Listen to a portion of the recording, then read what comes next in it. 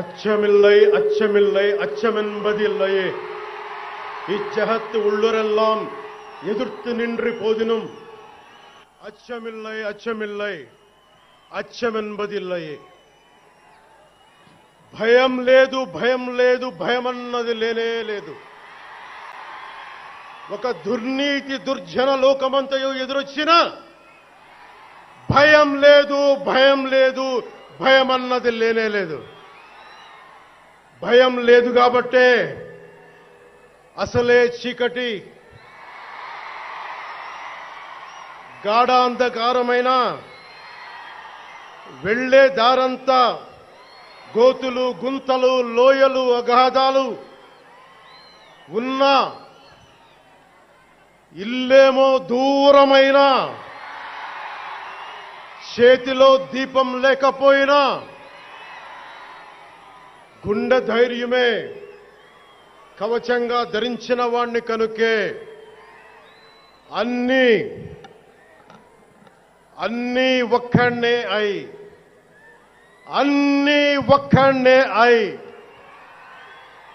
2014లో జనసేన పార్టీని స్థాపించాం.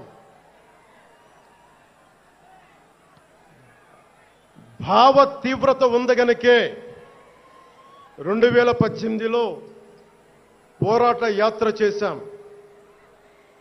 ఓటమి భయం లేదు కాబట్టే 2019లో పోటీ చేశాం. ఓడినా అడుగు ముందుకే వేశాం. మనం నిలబడ్డాం, పార్టీని నిలబెట్టాం. మనం నిలదొక్కుకున్నాం. మనం నిలదొక్కుకోవటమే కాకుండా 4 దశాబ్దాల టీడీపీ పార్టీని కూడా నిలబెట్టాం.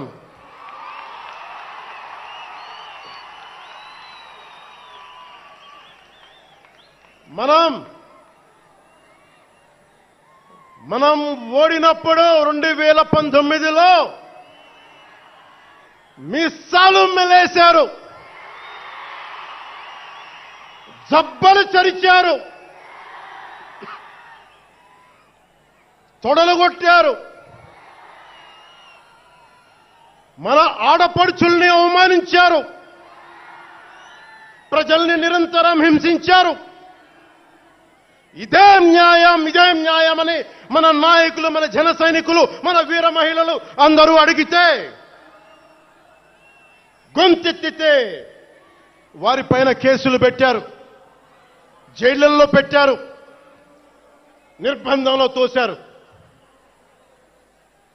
4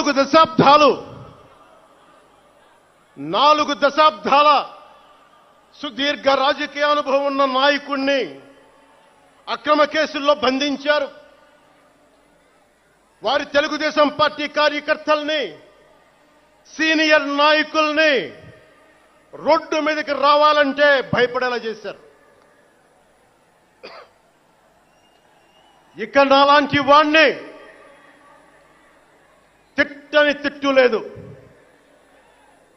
పాల్ చేయని అవమానం లేదు, చేయని కుట్ర లేదు, వేయని కుతంత్రం లేదు. ఈ ఎన్నికల్లో అసెంబ్లీ గేటును కూడా తాకలేవు అని మనల్ని ఛాలెంజ్ చేసి సరిచిన ఆ తొడల్ని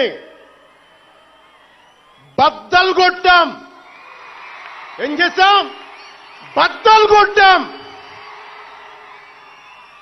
బద్దలు కొట్టి ఆంధ్రప్రదేశ్ అసెంబ్లీలో 21 మంది ఎమ్మెల్యేలతోటి, పార్లమెంటులో 2 ఎంపీలతోటి అడుగుపెట్టాం.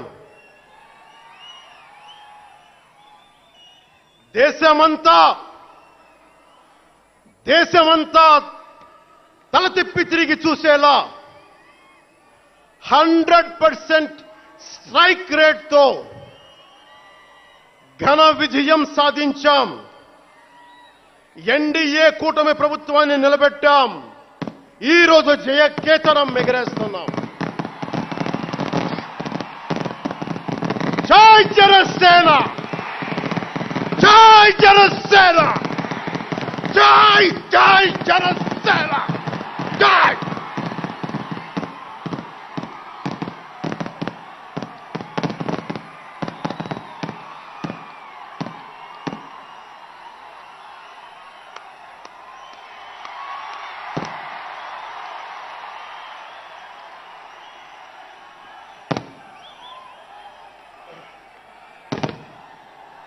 భరత భూమి నేర్పినదో, ప్రజాకోటి నేర్పినదో నిజమేమిటో కానీ ఒట్టి చేతిలో శత్రువుపై దుమికే శక్తి ఉంది అని చెప్పిన దాశరథి కృష్ణమాచార్య మాట బలం తెలంగాణకే కాదు, నెల్లూరులో చదువుకున్న నాకు కూడా. అందుకేనేమో అలా మన జనసేన జన్మస్థలం తెలంగాణ అయ్యింది, కర్మస్థలం ఆంధ్ర అయ్యింది. రుద్రవీణ వాయిస్తా, అగ్ని ధారలు కురిపిస్తా, తిరుగుబాటు జెండా పట్టిస్తా, దుష్ట పాలన నుండి విముక్తి కలిగిస్తా అన్న కృష్ణమాచార్య మాటలు మాకే కాదు, మబ్బుల్లో పరిగెత్తే పిడుగులు, వేట కోసం బయటకొచ్చిన కొదమ సింహాలు వారికి కూడా ఊతమిచ్చినాయి. ఊతమివ్వబట్టే 24 ఎన్నికల్లో దాష్టీక ప్రభుత్వాన్ని దించి కూటమి ప్రభుత్వాన్ని, ఎన్డీఏ కూటమి ప్రభుత్వాన్ని గెలిపించారు. అందుకని మీ అందరికీ గుండెల్లోతుల్లో నుంచి ధన్యవాదాలు.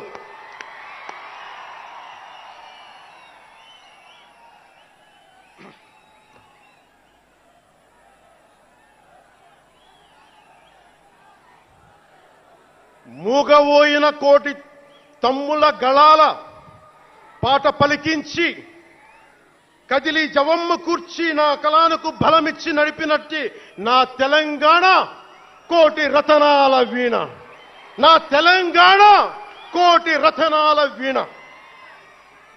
అలాంటి కోటి దివిటీల కాంతి జ్యోతి తెలంగాణకు ఆ రోజున కరెంట్ షాక్ తగిలి చనిపోబోయిన నాకు కొండగట్టు ఆంజనేయుడి దయ, తెలంగాణ అన్నదమ్ముల దీవెన, నన్ను ప్రేమించే ప్రజలందరి దీవెన నాకు పునర్జన్మనిచ్చింది తెలంగాణ భూమి. అలాంటి తెలంగాణ నేల తల్లికి నా వందనాలు, హృదయపూర్వక వందనాలు. బండెన్క బండి గట్టి 16 బండ్లు గట్టి ఏ బండిలో పోతావు కొడక నైజాం సర్కారోడా అని కాలిక గజ్జగట్టి, చేత కర్రబట్టి కాలిక గజ్జ కట్టి ఆటనే పాటనే ఆయుధంగా మలిచిన వాడు, యువత గుండెల్లో పోరాట స్ఫూర్తిని నింపిన వాడు, నేను కనిపిస్తే ఎలా ఉన్నావురా తమ్మి అని ఆప్యాయంగా పలకించే మన మధ్య లేని నా అన్న, నా గద్దరన్న, నేల నుంచి వచ్చిన నా తెలంగాణ జన సైనికులకి, జనసేన నాయకులకి, వీర మహిళలకు నా హృదయపూర్వక శుభాకాంక్షలు. మా ఆడపడుచులు, మా వీర మహిళలు, మీ పోరాట స్ఫూర్తిని నేను మర్చిపోలేను. మీరు నా దృష్టిలో, ప్రజల దృష్టిలో, అందరి దృష్టిలో మీరు రాణి రుద్రమ్మలు, వీరనారి గున్నమ్మలు, మా జనసేన వీర మహిళలు, మా జనసేన ఆడపడుచులు, అందరి క్షేమం కాంక్షించే సూర్యదేవుని లేలేత కిరణాలు. తేడా వస్తే కాల్చి కథం చేసే లేజర్ బీములు మా జనసేన వీర మహిళలు. అలాంటి మీకు, మా ఆడపడుచులకి, మా వీర మహిళలకి నేను మీకు రుణపడి ఉంటాను. ఈ రోజున కొణతాల గారు చెప్పినట్టుగా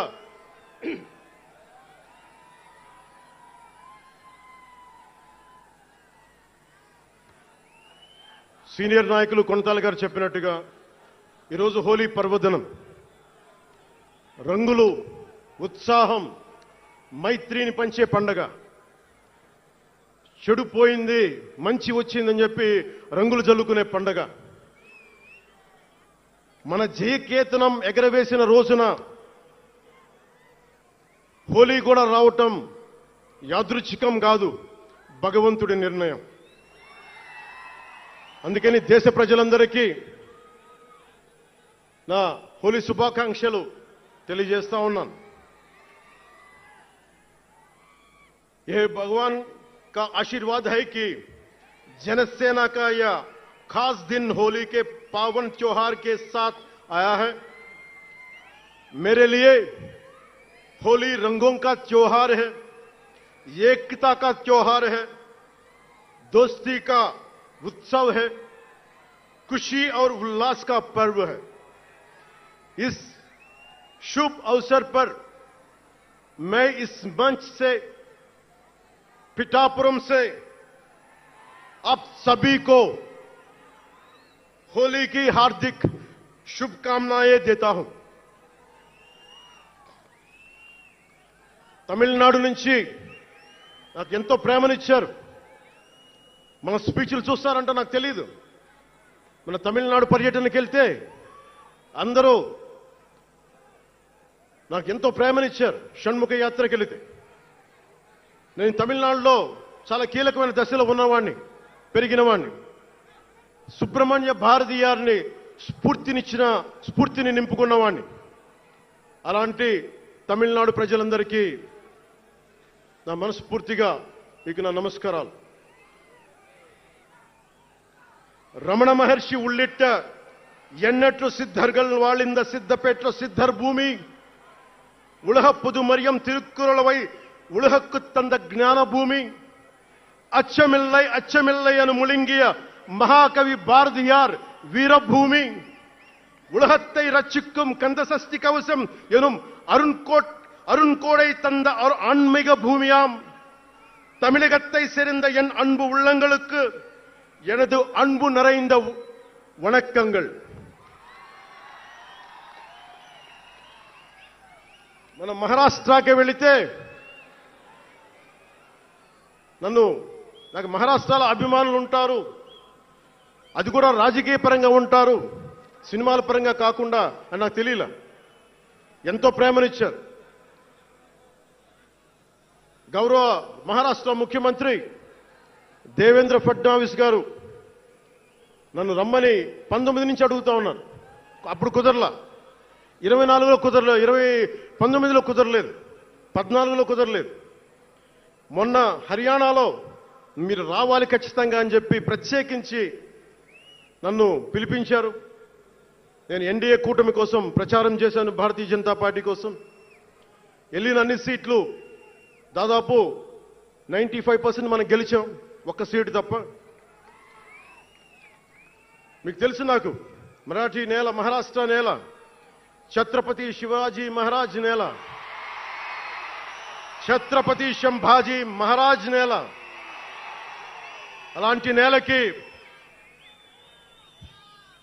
నేలకి ఇక్కడ మనకి ఉన్నారా మీరు? ఓకే. ఇక్కడ మన స్వామీజీ పేరేంటి? ఇక్కడ మన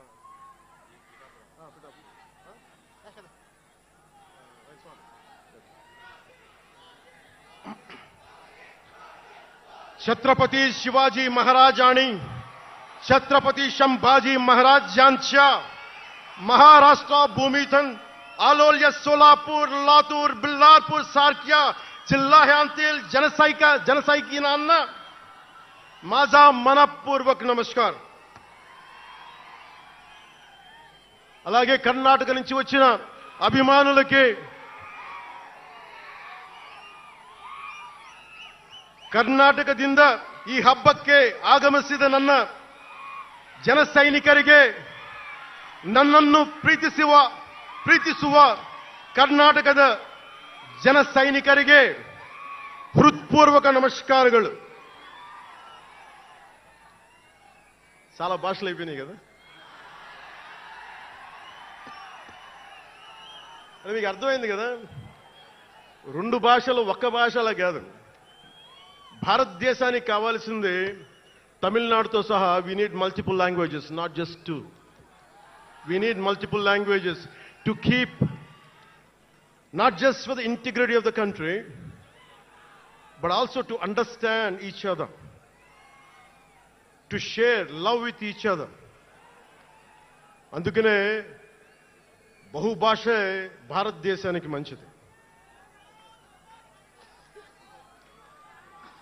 చెప్తామా? భారత్ మాతాకి జై. బోలో భారత్ మాతాకి.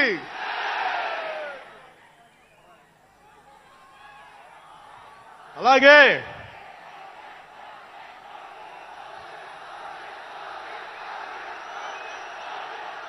చేద్దాం వస్తుంది. ఇందాక స్టేజ్ పైకి వచ్చేటప్పుడు కిందకి వెళ్ళా. మళ్ళీ సభ ముందు చాలా సినిమాలు ఆపండి. చాలు ఓజీ చాలు. అంటే మీ అందరికీ నేను సినిమాలు ఎందుకు వద్దని చెప్తానంటే, సినిమాలు తక్కువ చేయడం నా ఉద్దేశం కాదు. మీరు ఓజీ సినిమాకి వెళ్ళి జనసేన జిందాబాద్ అని ఎలా అనకూడదు, ఇక్కడికి వచ్చి సినిమా ఎందుకు అనకూడదంటే, ప్రాణాలు తెగించున్నారు ఇక్కడ వాళ్ళందరూ, ఇక్కడ జన సైనికులు. ఎందుకు సినిమా మాట్లాడకూడదు అంటే, 450 మంది పైచీలకు జన సైనికులు సినిమాలను కాదు సిద్ధాంతాలు నమ్మి చనిపోయారు. వారి గౌరవం కోసం.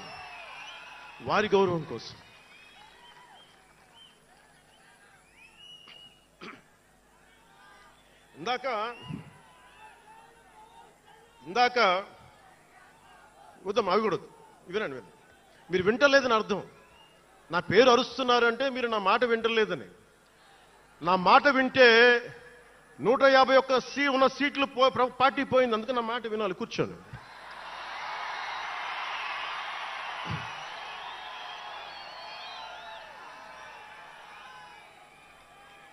ముందుగా నేను 11 సంవత్సరాల క్రితం పార్టీ పెట్టినప్పుడు, ఈరోజు మీకు డేటాలు చెప్పను, ఎన్డీఏ ప్రభుత్వం గురించి వీటిని చెప్పలేను.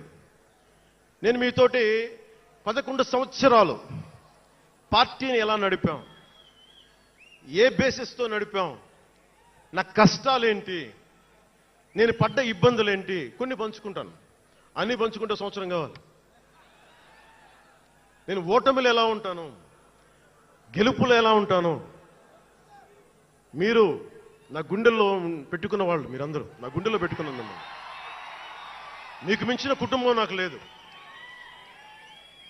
అలాంటి నేను 2014లో ఒక్కడనే కూర్చొని జ్వలిస్తూ మదించిపోతూ, మన ఆలోచనతో మధిస్తూ, ఎలా చెప్పాలి, పెద్ద రాజకీయాల మీద నా చాలా మందితో కసరత్తులు చేసిన వాడిని కాదు.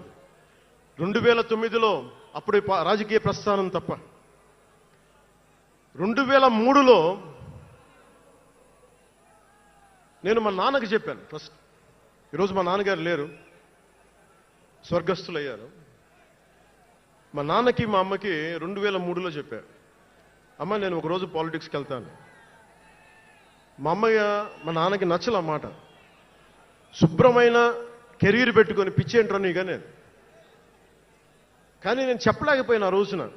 నేను సినిమాలని దృష్టిలో పెట్టుకొని ఎదగలేదు, సమాజాన్ని దేశాన్ని దృష్టిలో పెట్టుకుని ఎదిగాను. సినిమా నాకు ఉపకరణం అయింది కానీ సినిమా నా జీవితం కాల. చెప్పలేకపోయినా ఆ రోజున. నన్ను చాలామంది, మీరు అందరికీ నాకు గద్దరన్న ఎలా పరిచయం అనుకుంటున్నారు మీరు? రాజకీయాల ద్వారా కాదు. గద్దరన్న ఖుషీ సినిమా చూసి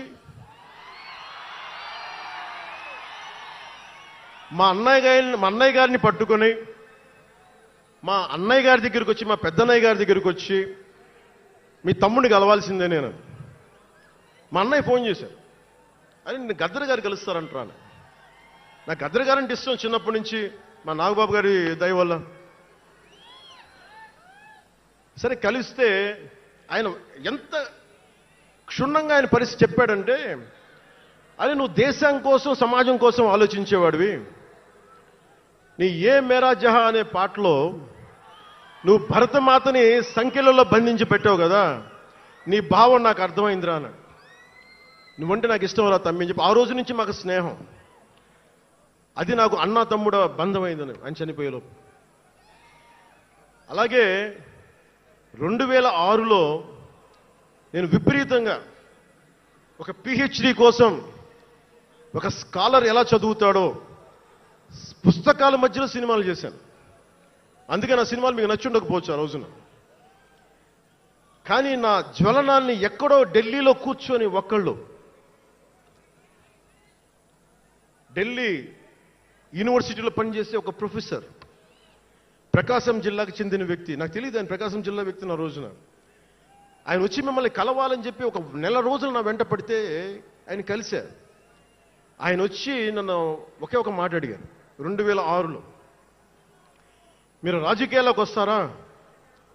బహుజన సిద్ధాంతం మేము ముందుకెళ్తాం.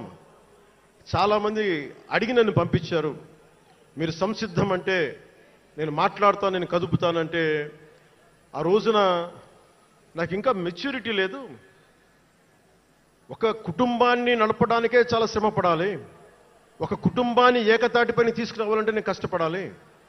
ఒక సినిమా చేయాలంటే నేను ఇంత కష్టపడాలి.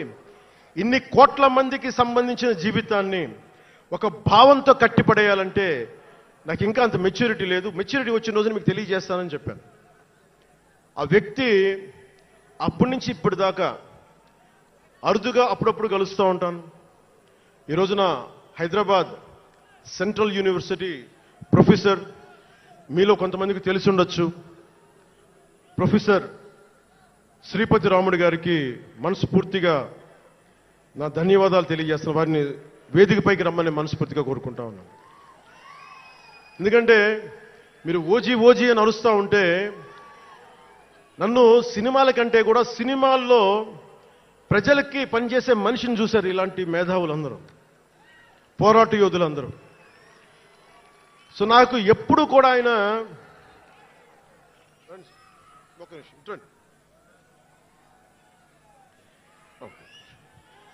ప్రొఫెసర్ గారు మన జనసేన పార్టీ కాదు, ఆయన ప్రొఫెసరే. బహుజన సిద్ధాంతాల కోసం, అంబేద్కర్ ఆశయాల కోసం, అణగారిన వర్గాల కోసం నిలబడ్డ వ్యక్తి. ఆయన చాలామంది విద్యార్థుల్ని పిహెచ్డీలకి సిద్ధం చేసే వ్యక్తి. మన దగ్గరున్న బేతపూడి విజయ్ కుమార్ గారు కూడా ఆయన శిష్యుడే. ఇలాంటి శిష్యులు ఎంతమంది తయారు చేసి ఆయన జనసేన ఎప్పుడు నాకు అండగా ఉంటారు. ఓడిపోయినా నిలబడ్డా ఎప్పుడైనా సరే నమ్మకం ఏంటంటే మీరు ఉండాలి, మీరు రాణించాలని నిరంతరం తప్పించే శ్రీపతి రాముడు గారికి నేను ఇవ్వగలిగేది ఒకటే, నా గుండెల నుంచి ప్రేమ ఇవ్వగలను.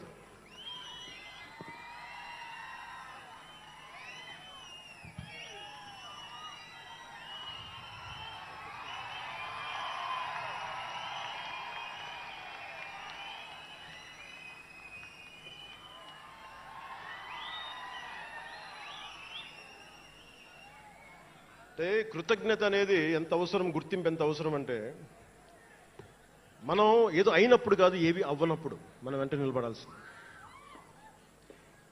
నేను థ్యాంకింగ్ నోట్స్ చెప్దాం అనుకున్నా. ఎవరికి చెప్పాలి? ముందుగా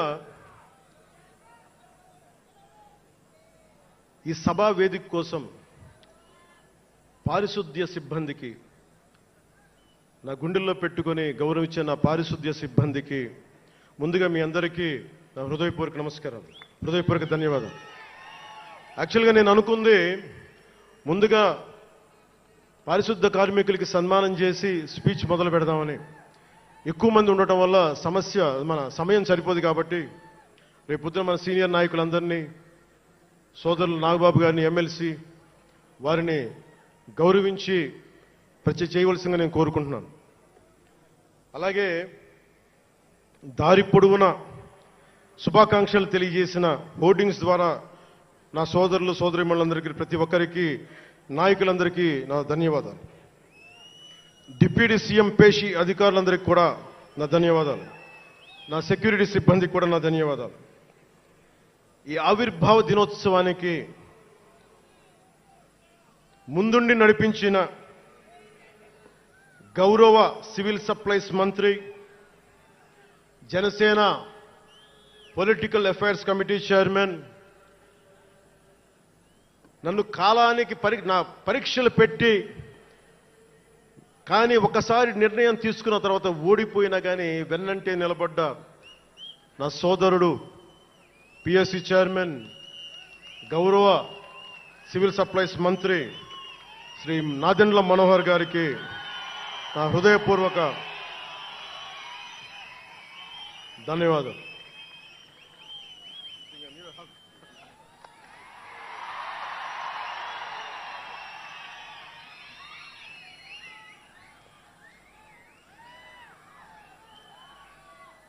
అలాగే 2009 నుండి 10 నుండి ఆయన పాలిటిక్స్లో లేకపోయినా నేనంటే ఇష్టం తోటి ఎప్పుడు నా వెన్నంటే ఉండే హరిప్రసాద్ గారికి ఏం ఆశించాలా, జీతాలు తీసుకోవాలా, జీతభత్యాలు లేవు, ఉన్నంతలోనే ఎవరు అన్నిటికీ పాపాల భైరవుడు ఆయన. పవన్ కళ్యాణ్ ఆ నిర్ణయం తీసుకోలేదంటే ఈయనే ఉంటాడు కారణం అంట. పవన్ కళ్యాణ్ తేలిక మాట నేస్తాడు అందరమాట. పవన్ కళ్యాణ్ కొంచెం ఆలోచన ఉంటుంది కదా, ఎవరికి ఇవ్వాలి, ఎందుకు ఇవ్వకూడదు. కానీ ప్రతిదానికి నేను తీసుకున్న నిర్ణయాలకి ఆయన భరించాడు. అలాంటి అన్నిటినీ భరించి నా వెన్నంటే ఉన్న హరిప్రసాద్ గారికి మనస్ఫూర్తిగా నా ధన్యవాదాలు.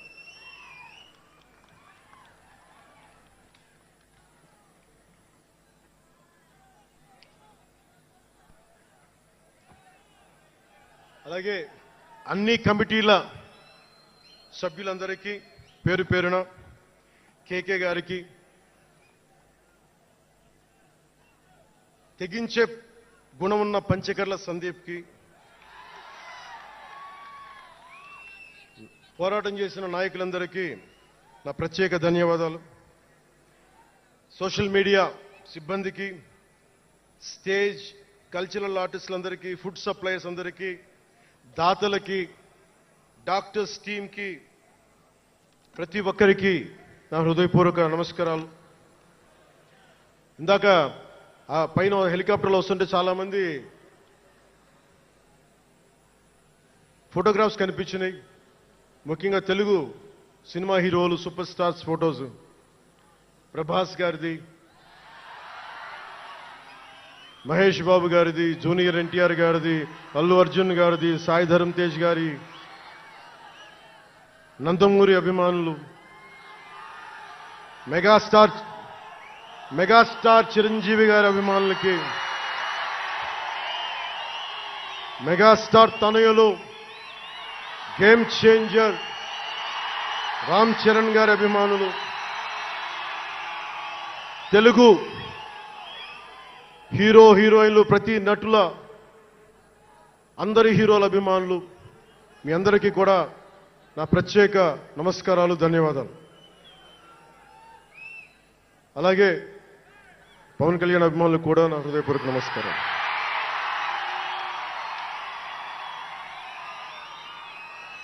మద్దతు ఇచ్చిన జనసేనతో పాటు ఎన్డీఏ కూటమి పక్షాలైన తెలుగుదేశం, బీజేపీ నాయకులకు, కార్యకర్తలకు నా ప్రత్యేక ధన్యవాదాలు. అసలు మనం ఇంత ఘన విజయం సాధించాం. మనం కలిసి పోరాటం చేశాం. కష్టాలు ఉన్నప్పుడు చెయ్యనందించాం. అది గుర్తుపెట్టుకొని ఈ రోజున డిప్యూటీ ముఖ్యమంత్రి, ఉప ముఖ్యమంత్రిగా కలిసి ఒక వ్యక్తితో బలవంగా ప్రయాణం చేస్తా ఉన్నాను. 4 దశాబ్దాల సుదీర్ఘ అనుభవ రాజకీయ నాయకులు, హైటెక్ సిటీని రూపకల్పన చేసిన దార్శనికుడు,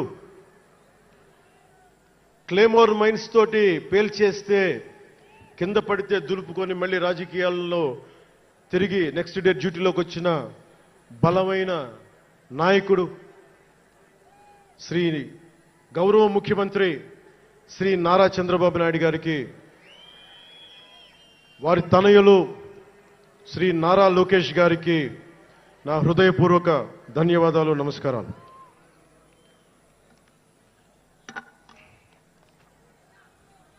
ఒకసారి నా నోటి నుంచి 11 సంవత్సరాలు నలిగాం కదా, మన ఎంపీలు మన పేర్లు నా నోటి గుండా చెప్పాలి మీ అందరికీ అని చెప్పడానికి.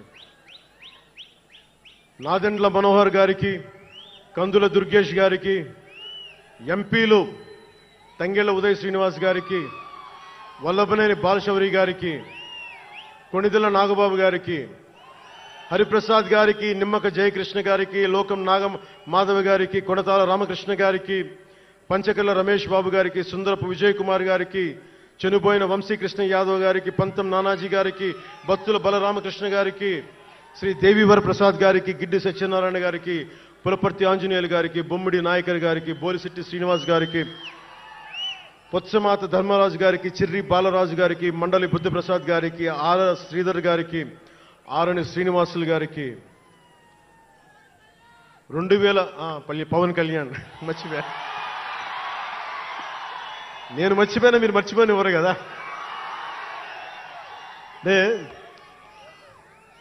ఇది మన 11వ సంవత్సరం, వారు 11కి అంకితం చేశాం.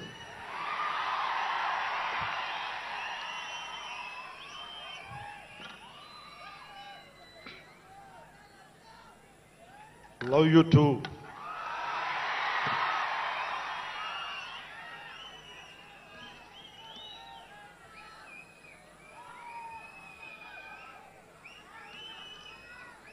అలాగే ఈ సభకి పోలీస్ వ్యవస్థ మీకు తెలుసు, మనం ఎంత నలిగిపోయామో. గత 5 ఏళ్లలో మనం ఎంత నలిగిపోయామో మీకు తెలుసు.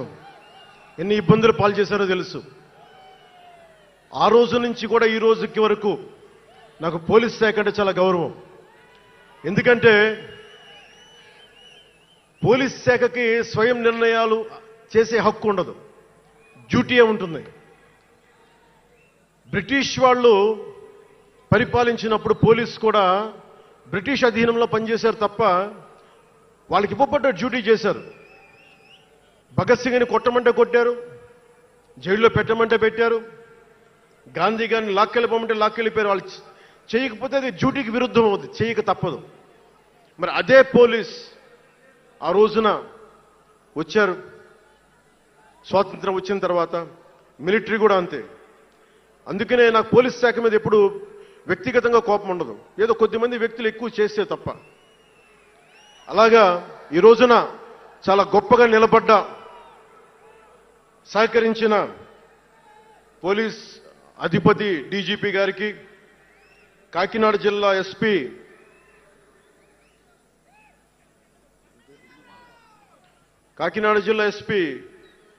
బిందు మాధవ్ గారికి, కలెక్టర్ శ్రీ షణ్మోహన్ గారికి, రెవెన్యూ అధికారులకు, ఇతర పోలీస్ అధికారులకు, మున్సిపల్ అధికారులకు, బందోబస్తు డ్యూటీకి వచ్చి అన్ని జిల్లాల నుంచి వచ్చిన నలిగిపోయి ఎండలో ఉన్న నా కానిస్టేబుల్ సోదరులకు, ప్రతి ఒక్కరికి పేరు పేరున నా హృదయపూర్వక ధన్యవాదాలు, హృదయపూర్వక కృతజ్ఞతలు.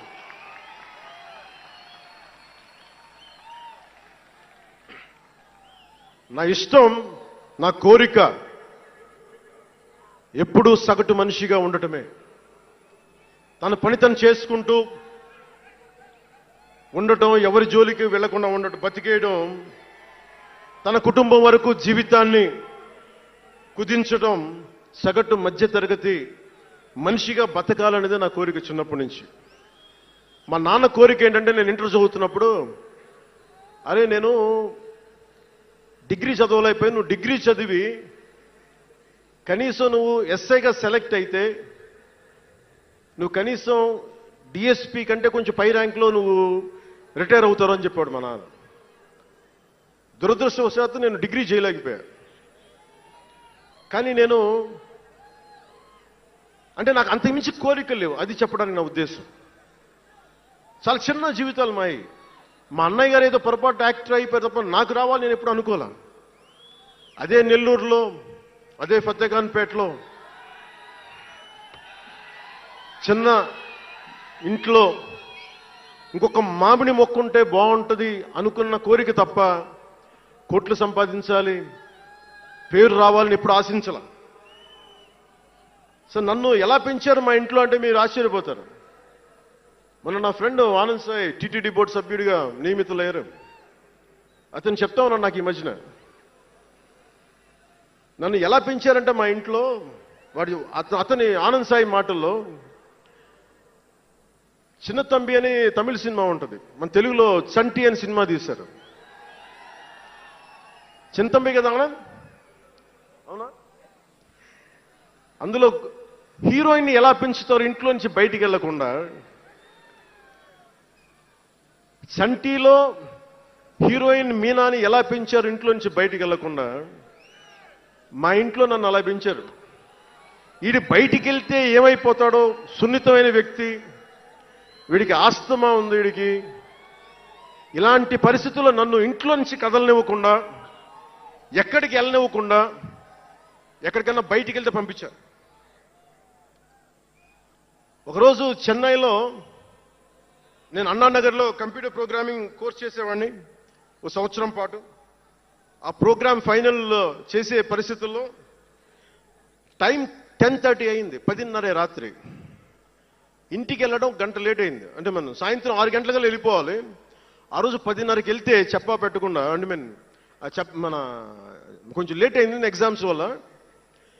ఇంటికి వెళ్ళేటప్పటికి ఎలా ఉంది అంటే, ఇంట్లో ఆడపిల్ల వెళ్ళిపోతే ఇల్లు ఎలా ఉంటుందో, 10:30కి నేను ఇంటికి వెళ్తే మా అన్నయ్య షూటింగ్ నుంచి క్యాన్సిల్ చేసుకుని వచ్చేస్తా ఉన్నారు. మా వదిన ఇంట్లో హాల్లో ఉంది, మా నాగబాబు వీధి బయట తిరుగుతూ ఉన్నాడు. మొత్తం అందరూ ఏమైపోయాడు, ఎక్కడికి ఏమైపోయాడని. నేను ఎగ్జామ్ రాసి వస్తున్నాను, బస్సులు దొరకలేదు నాకు, 2 బస్సులు మారి రావాలని చెప్పారు. నాకు కార్లు లేవు ఆ టైంలో. అంటే అలాంటి నన్ను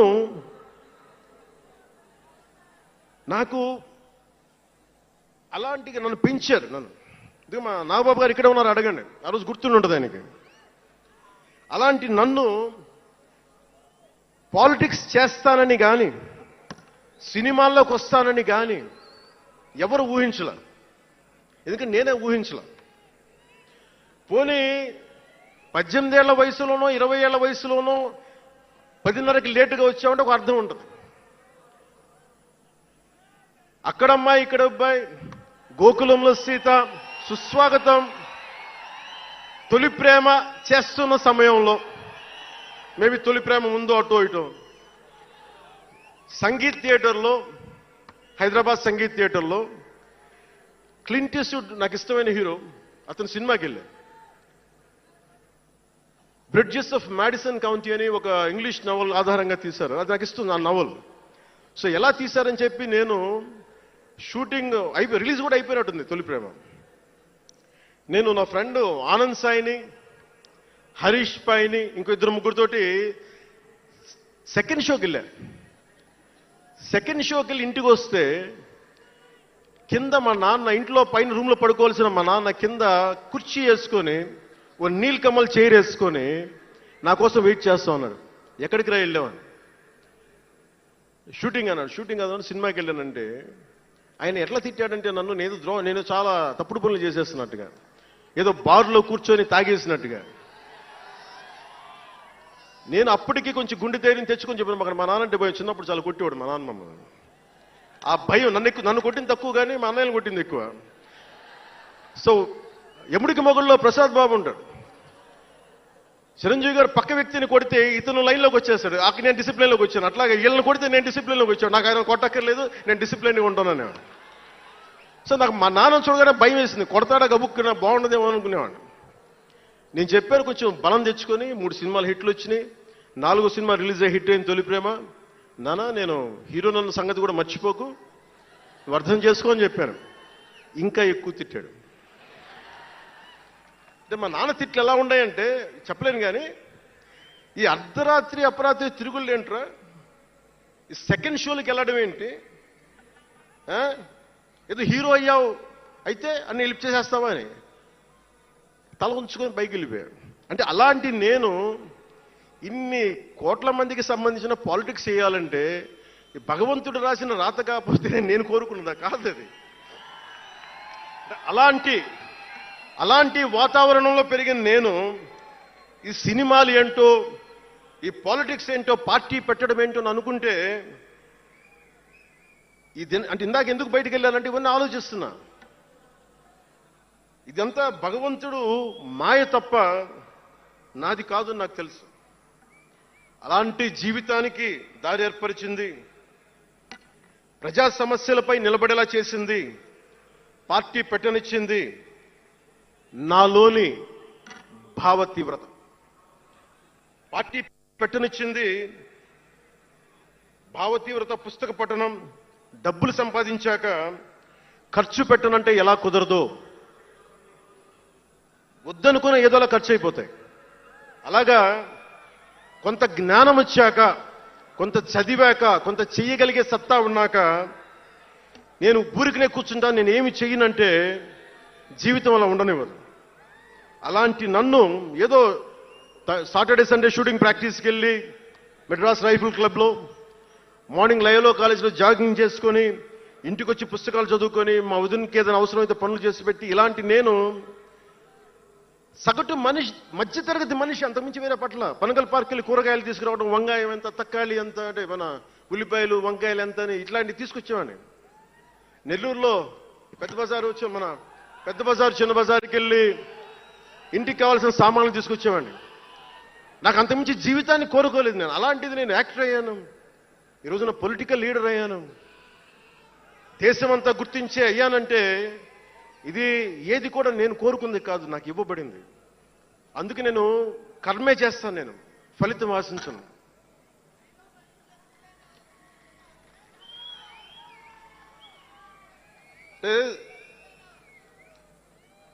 అది ఎలా ఉంటుందంటే, అది ఇవన్నీ ఎందుకు చెప్తున్నానంటే, సగటు మనిషి చాలా భయాల మధ్య, చాలా బాధ్యతల మధ్య జీవితాన్ని కొనసాగించాలి.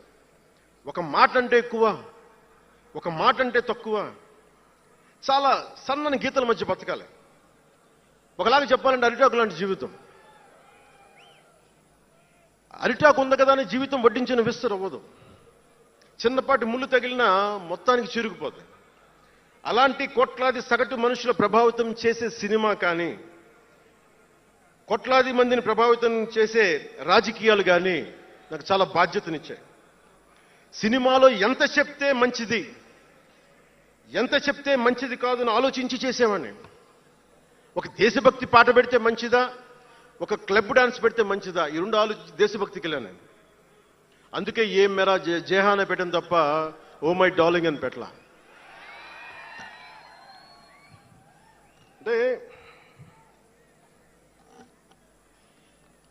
అంటే ఎందుకు నేను ఆలోచిస్తానంటే, మనిషి మనెవరూ శాశ్వతం కాదు. మాట అది మంచి అయినా చెడైనా, అందుకే ఆలోచించే మాట్లాడతాను ఎప్పుడు.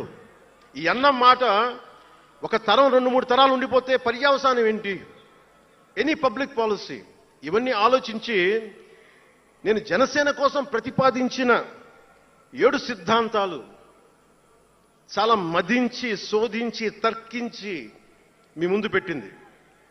సంవత్సరం కాదు, 2 సంవత్సరాలు కాదు, నేను టీనేజర్గా ఉన్నప్పటి నుంచి నాకు నెల్లూరు డైకస్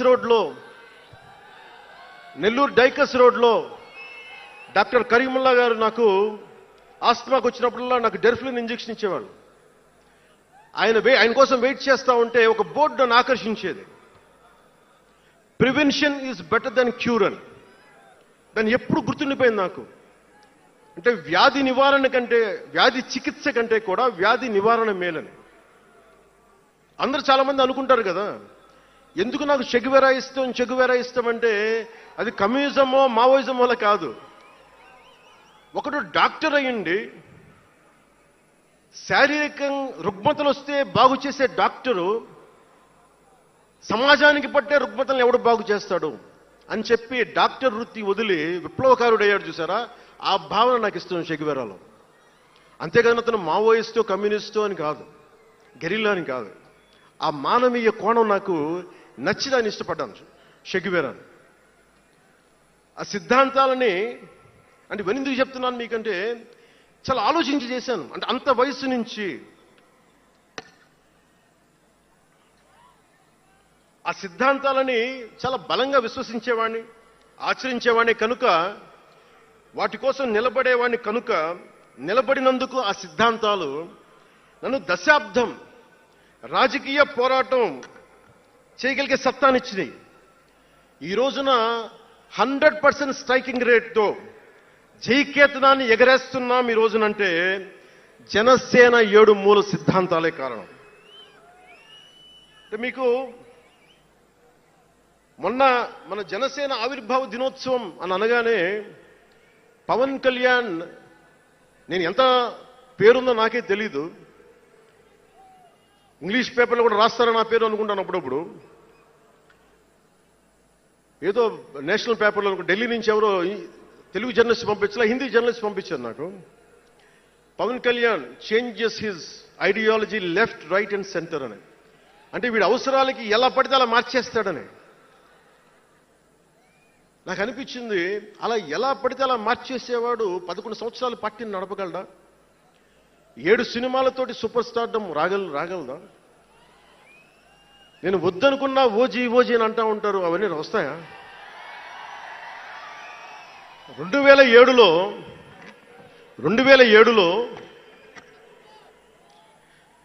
నేను కామన్మెన్ ప్రొటెక్షన్ ఫోర్స్ పెట్టినప్పుడు చాలామంది నాకు ఇష్టమైన నాయకులు, ప్రభావితం చేసిన నాయకులు, ఒకరితో ఒకరికి సంబంధం లేదు. ఒకళ్ళు నారాయణ గురు అయితే ఇంకొకళ్ళు చెగువెరా, ఒకళ్ళు జయప్రకాష్ నారాయణ అయితే ఇంకొకళ్ళు లోకమాన్య బాలగంగాధర్ తిలక్, ఒకళ్ళు మదర్ తెరీసా అయితే ఇంకో వైపున భగత్ సింగ్.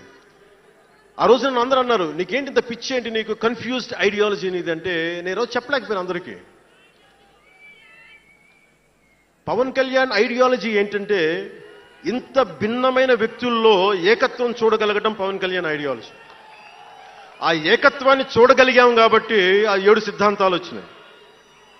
నాకు ఒక్కొక్కరిలో నాకు నచ్చిన అంశాన్ని తీసుకొని నాకు వ్యక్తిగతంగా బలం ఇవ్వడం చూశాను.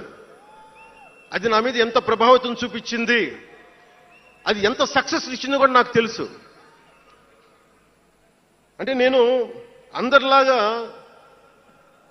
నేను కాలేజీలకి యూనివర్సిటీలకి వెళ్ళా, డాక్టరేట్ లేకుండా పోవచ్చు, యూనివర్సిటీస్కి వెళ్ళి ఉండకపోవచ్చు, కానీ జ్ఞానాన్ని సముపార్జించటం నా చిన్నప్పటి నుంచి ఈ క్షణం దాకా నేను ఎప్పుడూ ఆపలా, ఎప్పుడు నేర్చుకుంటానే ఉన్నాను.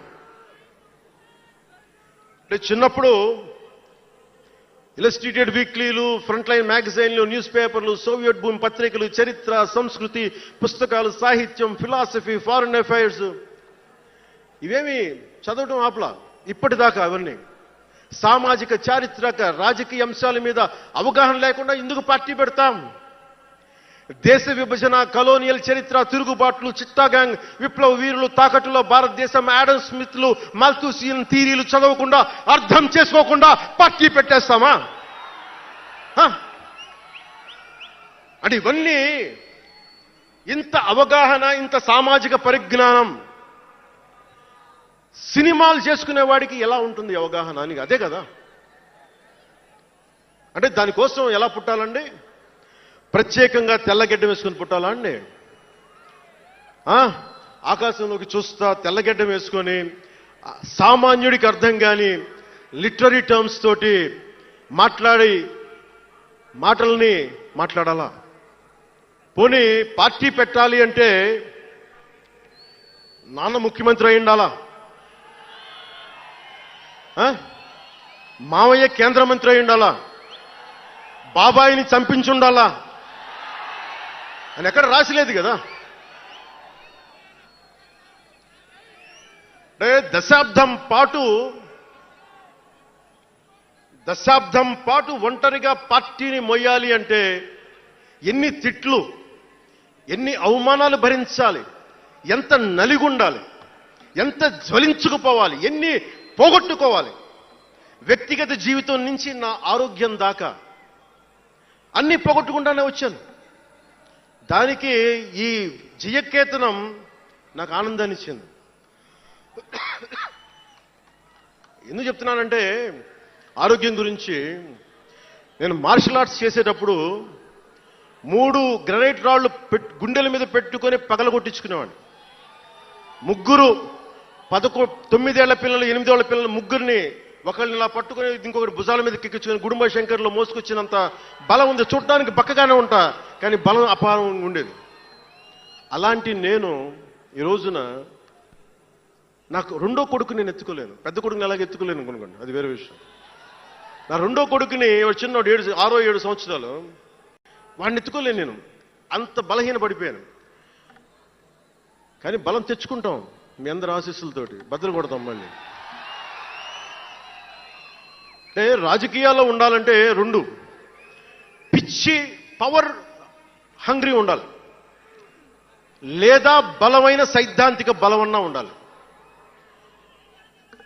వ్యక్తిగా ఎదగాలి, పదవే ముఖ్యం, అధికారమే ముఖ్యం.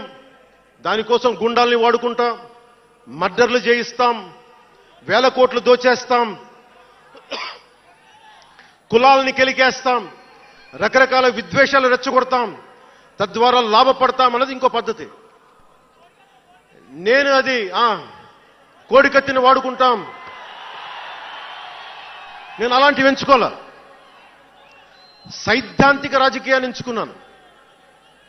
నాకు ఊహ తెలిసినప్పటి నుంచి అలాగే బతికాను.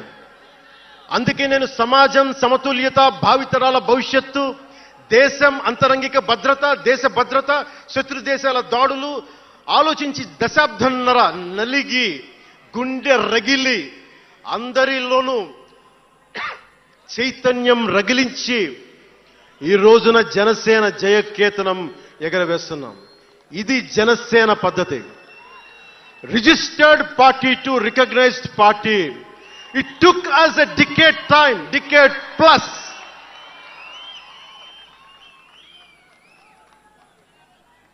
అంటే నువ్వు ఎలా మార్చేసుకుంటావంటారు. నువ్వు అలా పడితే ఎలా మార్చేసుకుంటావని మాట్లాడతారు.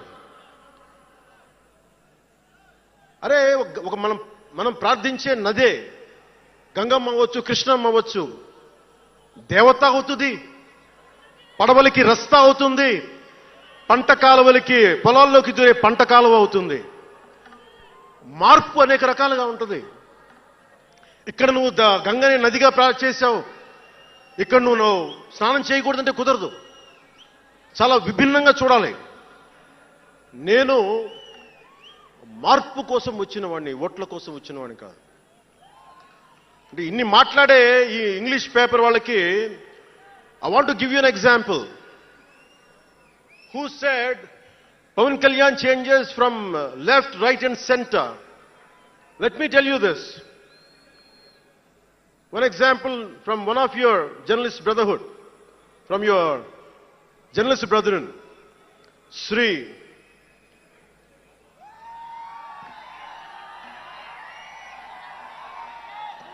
M.J. Akbar.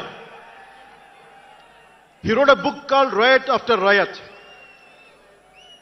ఆ పుస్తకంలో ఎంటైరిటీ అంతా how BJP is wrong, how BJP is communal అని all the stories he picked up is all about anti BJP. But in 2014, same mister MJ Akbar has become MP for BJP. బీజేపీని తిట్టిన వ్యక్తే కాంగ్రెస్లో ఉండి బీజేపీకి వెళ్ళి మారగలిగినప్పుడు తప్పు లేదు, కానీ నేను ఇన్ని రకాలుగా మాట్లాడితే తప్పు అయిపోయింది అది. అంటే ఇది, let me tell you, I blended the best of everybody. I have tested it on myself personally and applied to the party. That's why we got 100% striking rate.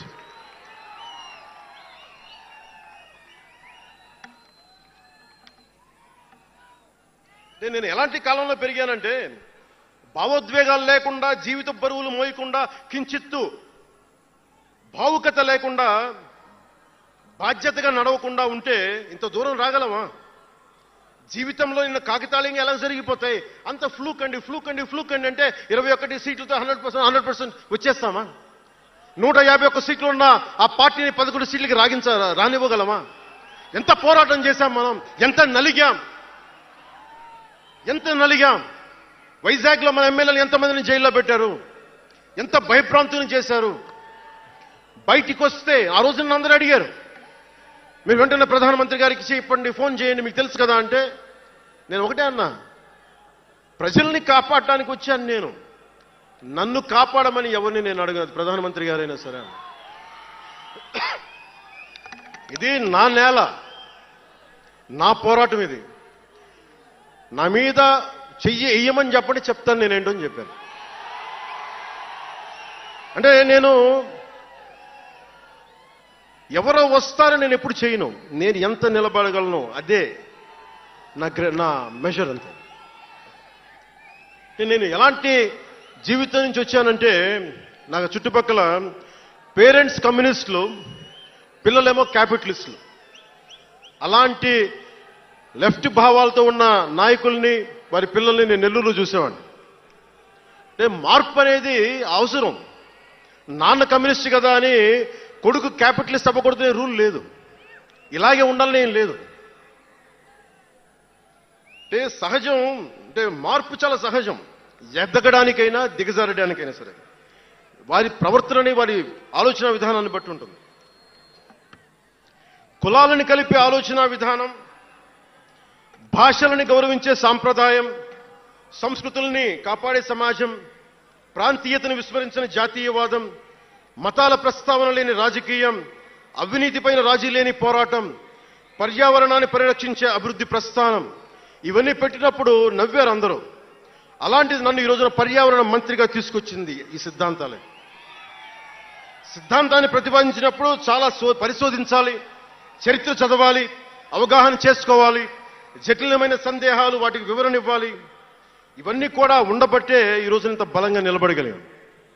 నేను ఇంత ఆలోచించి అడుగు ముందుకేస్తాను తప్ప అనాలోచితంగా ఎప్పుడు నేను అడిగాను. ఈ 10 ఏళ్లలో నిలబడ్డాం, బలపడ్డాం, చాలా పడ్డాం కూడా. సమాజ తీరుతెన్నులు ఎలా ఉంటాయి అని ఆలోచించేటప్పుడు నన్ను బూతులు తిట్టినా, ఆ తిట్టిన వాటిని ప్రసార మాధ్యమాల్లో ప్రసరింపజేసి డిబేట్లు పెట్టి, వీళ్ళకి నా జీవితం తప్ప ఇంకేమి లేవా, కనిపించవా అనుకునేవాడిని. అంటే మీరు చెప్పండి, ఒకళ్ళ ఇంట్లో ఆస్తి తగాదాలు, అన్నా చెల్లెల మధ్య ఆస్తి గొడవలు, రాష్ట్రానికి సంబంధం ఏముంది? అది అసలు ప్రజలు ఆలోచించాల్సింది ముందస్తుగా. అసలు ఎన్నికల్లో చేయడానికి డబ్బులు లేని వాళ్ళ దగ్గర ఇన్ని వేల కోట్లు ఎలా వచ్చినాయి? నేను డిగ్రీలు చదివి, పిహెచ్డీలు చదివి నాకు ఉపాధి రాకపోతే వీళ్ళు కేవలం రాజకీయాల్లోకి వచ్చి వేల కోట్లు ఎలా సంపాదిస్తారు? దానికోసం వాళ్ళిద్దరు కొట్టుకుంటుంటే అది మనకి ఎలా సమస్య అవుతుంది? ఇది మీరు ఆలోచించాల్సింది. అంతేగాని కూర్చోబెట్టి సినిమా సినిమా సినిమా అంటే ఓకే కాదంట్లా. మీకు కోపం రావాలి కదా, అన్యాయం జరిగితే. కోపం లేని సమాజంలో మార్పు ఎలా వస్తుంది? ఒక్కడికి కోపం వచ్చింది చిన్నప్పుడు, పవన్ కళ్యాణ్కి. ఒక్కడి కోపం వస్తే ఇంత మార్పు వచ్చింది. ఇన్ని లక్షల మంది కోపం వస్తే ఏం జరుగుతుంది మీరు ఊహించగలరా? ఆ కోపమే రావాలి అన్యాయం మీద.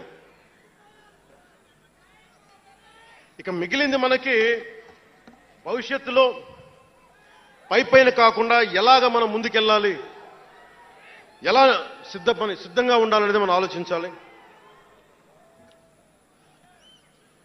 కొన్ని కీలకమైన అంశాలు చెప్పి తెలియజేస్తాను. నార్త్ సౌత్ డివైడ్, ఉత్తర భారతం దక్షిణ భారతం, అలాగే క్యాస్ట్ సెన్సెస్, కులాల గణాంకం, డీలిమిటేషన్ ఇష్యూ, 3 లాంగ్వేజ్ ఫార్ములా, ఇవన్నీ మాట్లాడుతూ ఉన్నారు. వీటి మీద అలాగే మనం భవిష్యత్తులో సనాతన ధర్మ రక్షణ బోర్డు కానీ, ఫ్రీ హిందీ టెంపుల్స్ కానీ, వీటన్నిటి మీద ఒకసారి మాట్లాడి నా అభిప్రాయాలు తెలియజేస్తాం. ఎందుకంటే దిశానిర్దేశం, భవిష్యత్తుకి దిశానిర్దేశం చేయాల్సిన సమయం ఇది. అందుకని మీకు కొంచెం ఓపికగా వినండి ఇది. ఎందుకంటే ఇది సరదాలకి అల్లర్లకి సమయం కాదు, ఇది భవిష్యత్తుని నిర్దేశించే సమయం. దశాబ్దంన్నర తర్వాత వచ్చింది, అంటే 2009 నుంచి ఇప్పుడు దాకా చేస్తే వచ్చింది. సో నేను ఏం కోరుకుంటానంటే, అల్లరి చిల్లరగా ఉండేవాళ్ళు నాకు అవసరం లేదు, నిలకడగా నిలబడేవాళ్లే నా సైన్యం.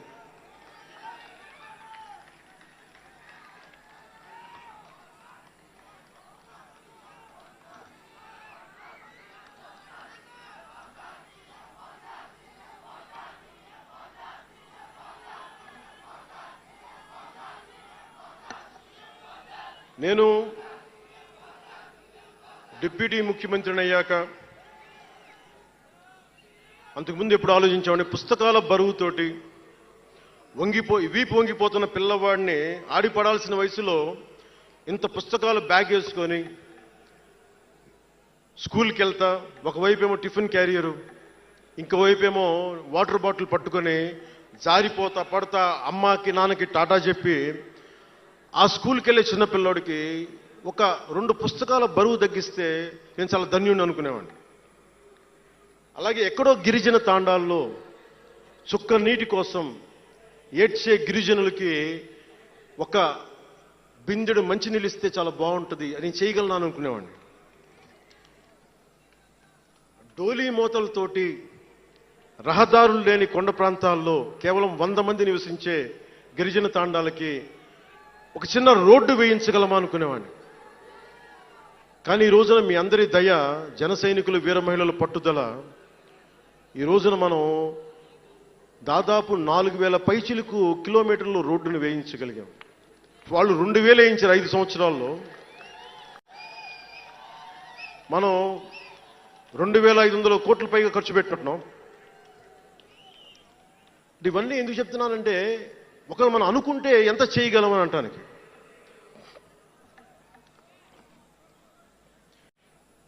సమస్యలు ఏమున్నాయి మన దేశంలో ఇప్పుడు అంటే,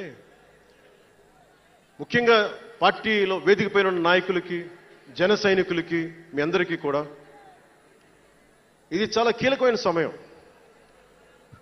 2047 విజన్ అని మాట్లాడుతున్నారు గౌరవ ముఖ్యమంత్రి గారు. 2047 ప్రధానమంత్రి గారు మాట్లాడుతున్నారు. వికసిత్ భారత్, స్వర్ణ ఆంధ్రప్రదేశ్, $2 ట్రిలియన్ ఎకానమీ, భారతదేశం ప్రపంచంలోనే 3వ ఆర్థికంగా బలంగా ఉండే దేశం అవ్వాలని ఆలోచిస్తూ ఉన్నాం. ఇంత బలమైన దేశం కావాలి అంటే బలమైన ప్రజలు ఉండాలి, బలమైన నాయకత్వం ఉండాలి. నేను ఎందుకు ఇంత తపన పడతాను మీ అందరి కోసం అంటే, నాకు ఈజీగా వెళ్ళిపోయే వ్యక్తులు అవసరం లేదు, నాకు గోల చేసే వ్యక్తులు అవసరం లేదు. దేశం కోసం నిలబడే యువత కావాలి నాకు, చీల్చి చెండాడే యువత కావాలి నాకు, దేశం కోసం. అంటే ఎందుకు చెప్తున్నానంటే, సర్దార్ వల్లభాయ్ పటేల్ గారిని అడిగారంట. బెంగాల్ రాష్ట్ర విభజన అప్పుడు 1920లో విభజిస్తున్నాం అనుకున్నప్పుడు దేశంలో ఉన్న జాతీయ నాయకులు అందరూ వచ్చారు, జరగకూడదని ఆప్ చేశారు. అలాంటిది భారతదేశాన్ని పాకిస్తాన్గా, భారత్గా విభజిస్తుంటే మీరు ఎందుకు చేయలేకపోయారు, ఆపలేకపోయారు? ఒక రాష్ట్రాన్ని ఆపగలిగినప్పుడు ఇది ఎందుకు ఆపలేకపోయారంటే, ఆయన అన్న మాటలు ఏంటంటే, మాకు వయసు అయిపోయింది, పెద్దవాళ్ళం అయిపోయాం, జైలులో నలిగిపోయాం, సరికొత్త యువరక్తాన్ని తయారు చేయలేకపోయాం, మాకు శక్తి సన్నగిల్లింది అని. అందువల్ల వదిలేయాల్సి వచ్చింది చేతులా అని. అది నాకు చాలా ప్రేరణ అయింది. నెక్స్ట్ అందరం, గౌరవ ముఖ్యమంత్రి గారు వికసిత్ ఆంధ్రప్రదేశ్ కోసం ఆలోచిస్తున్నారు. నేను వికసిత్ ఆంధ్రప్రదేశ్ కోసం ఆలోచించే వాళ్ళు ఉన్నారు. నేను ఆలోచిస్తుంది భవిష్యత్తుని నిర్మించగలిగే యువ నాయకత్వం. ఈరోజు ఒక్కడు తలుచుకుంటే ఎంతమంది ఎమ్మెల్యేలు వచ్చారో చూడండి. ఫస్ట్ టైం ఎమ్మెల్యేలు ఎంతమంది ఉన్నారు. అలాంటిది మీ నుంచి ఊరికి 100 మంది నాయకుల్ని తయారు చేయాలి. రాష్ట్రం నుంచి జాతీయ స్థాయిలోకి వెళ్ళగలిగే 100 మంది నాయకుల్ని తయారు చేయగలగాలి. అదే నా లక్ష్యం, నా స్వప్నం 2047కి. అంటే ఎలా ఉండాలి అంటే విదేశాలకి వెళ్లాల్సిన అవసరం రాకూడదు. ఇంక మన దేశానికి మనం వీసాలు డినైల్ చేసేంత స్థాయి భారతదేశంలో ఉండాలి అంటే దేశాన్ని, సమాజాన్ని నడిపే నాయకులు మీలో నుంచే పుట్టాలి. నేను చేస్తాను దానికి ప్రోగ్రామ్స్. ఈ రోజున వేదిక పైన ఉన్న స్పోక్స్ పర్సన్స్ అందరూ ఎలా వచ్చారనుకుంటున్నారు మీరు? హరిప్రసాద్ గారికే చెప్పాను నేను, సార్ ఎలా చేయమంటారు సార్ మమ్మల్ని అని అడిగితే, మీరు వెళ్ళి జనంలోకి వెళ్ళండి, ఎవరైతే మాట్లాడగలరో వాళ్ళు పిలవండి అంటే, అలా పిలిస్తేనే ఇక్కడున్న స్పోక్స్ పర్సన్స్ అందరూ కూడా జనం మధ్యలోంచి పికప్ చేసిన వాళ్ళు అలా తయారు చేశాం. పార్టీ నిర్మాణాన్ని అలా చేశాం. నా కోరిక ఆంధ్రప్రదేశ్, తెలంగాణ నుంచి దేశాన్ని ప్రభావితం చేసే 100 మంది యువ నాయకుల్ని, మహిళలు కావచ్చు, యువకులు కావచ్చు, అదే నా లక్ష్యం. దానికోసం పనిచేద్దాం మనందరం. ఎందుకంటే సరైన నాయకులు లేకపోతే చిల్లర వేషాలు వేసేవాళ్ళు, పనికి మాలిన వేషాలు వేసేవాళ్ళు చూశాం కదా గత ప్రభుత్వంలో ఎలా ప్రవర్తించారు. వాళ్ళు వచ్చారు అంటే బలహీనత మనది, తప్పు మనది. ఎవడు వచ్చినా వదిలేస్తున్నాం మనం. అందుకని మీరందరూ దానికి సంసిద్ధం అవ్వండి. ఇంకొక మాట వాళ్ళు మాట్లాడింది ఇందాక ఆ ఇంగ్లీష్ పత్రికలో, ఒకటి చెగువేరా గురించి మాట్లాడారు, దానికి సమాధానం చెప్పాను. ఇంకోటి ఏమంటారంటే Pawan Kalyan has suddenly become a Hindu defender, a Sanatani defender అని. Do have to become a defender for Sanatana Dharma? It is within my blood. I don't have to prove it. ఈరోజు today maybe you might be seeing it today. Always I had it in my blood. నేను 21 years లో కూడా 14 ఏళ్ల వయసు నుంచి, right from the age of 14 I was doing దీక్ష. 14 సంవత్సరాల నుంచి ఎప్పుడు అయ్యప్ప దీక్ష చేసేవాడిని. మొన్నే మా అన్నయ్య, మా నాగబాబు, మా అమ్మ, నేను ఒక ఫోటో చూపించారు ఎవరో. నేను కాషాయ బట్టలో ఉన్నా, మా అన్నయ్య, మా పెద్దన్నయ్య, మా చిన్నయ్య, మా పెద్దన్నయ్య, మా అమ్మ నవ్వుతూ ఉన్నారు. నేను ఈ ఫోటో ఎలా పెట్టానంటే, ఏంటి జీవితం, వైరక్తి వైరాగ్యంతో ఉండేవాడు. అంటే నేను నా ధర్మం మీద నాకు అంత గౌరవం. సో నాకు మీరెవరు కొత్తగా సర్టిఫికేట్లు ఇవ్వాల్సిన అవసరం లేదు. నేను మీకు ప్రూవ్ చేసుకోవాల్సిన అవసరం అంతకంటే లేదు. అంటే చిన్నప్పుడు ఎలా ఉండేయండి పరిస్థితులు, ఏదైనా మాట్లాడదాం వీళ్ళందరితో అంటే సడన్ గా నువ్వు తిరుపతి లడ్డూలు కల్తీ అయిపోతే నువ్వు ఎర్ర బట్టలు వేసుకొని ఇవన్నీ మాట్లాడుతున్నావు అంటే, నేను చెప్పండి మీరు ఇప్పుడు దాకా 219 టెంపుల్స్, 219 టెంపుల్స్ అపవిత్రం చేస్తే, మన అంతర్వేది రథాన్ని తగలబెడితే నేను వచ్చిండొచ్చు కదా. రామతీర్థంలో రామచంద్రుల వారి విగ్రహాన్ని తల నరికేస్తే నేను బయటకు వచ్చి గోల చేసి ఉండొచ్చు కదా. ఎందుకు స్టేట్మెంట్గా పరిమితం అయ్యాం? చిన్నప్పటి నుంచి మా ఇంట్లో రామనామ జపం ఉండేది. మా నాన్న ఉమ్మడి కమ్యూనిస్ట్ పార్టీ సభ్యుడు, ఎథీస్ట్ ఒకప్పుడు, టీన్స్లో 20లో.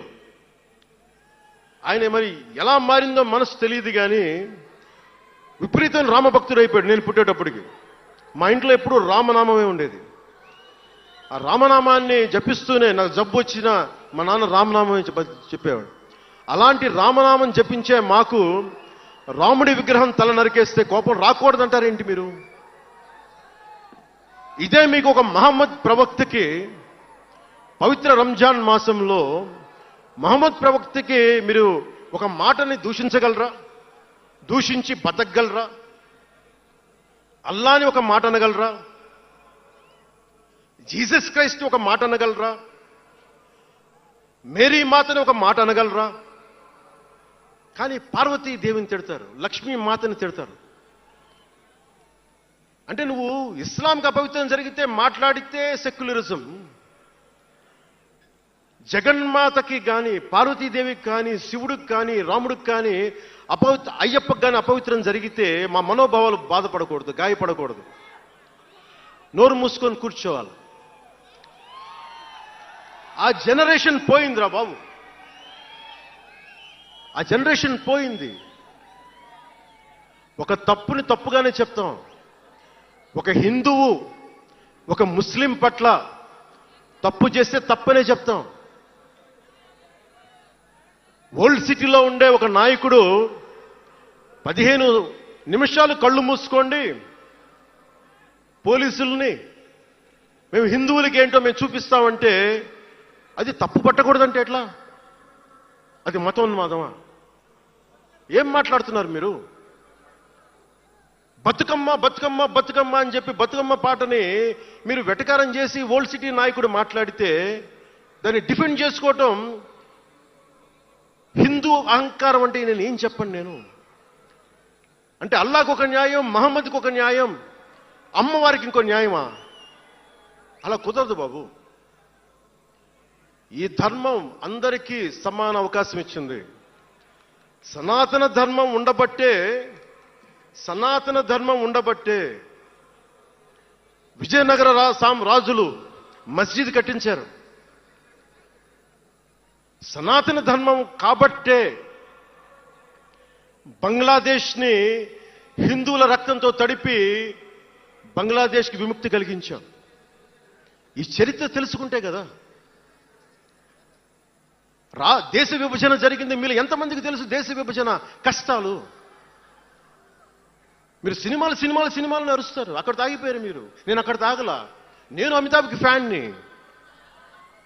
నేను చిరంజీవి గారికి ఫ్యాన్ని, కానీ దేశానికి అంతకంటే పెద్ద ఫ్యాన్ నేను. అంటే మీరు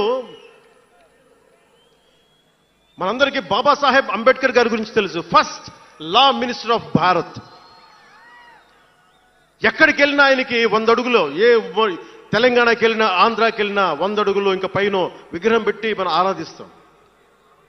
మీకు ఎవరికైనా తెలుసా?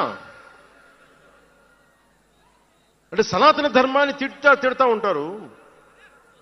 మీకు ఎవరికైనా తెలుసా?